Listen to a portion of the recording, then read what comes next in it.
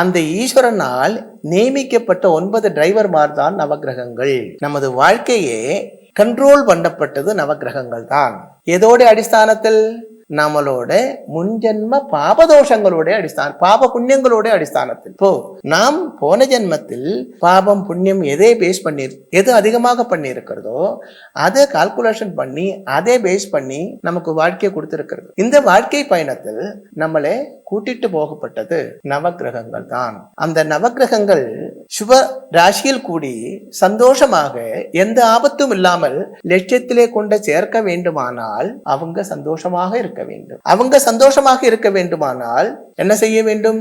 ஈஸ்வர பிரீதி செய்ய வேண்டும். ஈஸ்வர பிரீதி செய்யக்கூடிய மென்டாலிட்டி நம்மள உண்டாக வேண்டுமானால் நம்மளில் பாவம் இல்லாமல் இருக்க வேண்டும். பாவம் இல்லாமல் இருந்தால்தான் நம்மளில் ஈஸ்வர சைதன்யம் வளரும் போது என்னாகும்? நம்மளில் நன்மை செய்யக்கூடிய டெண்டன்சி உண்டாகும்.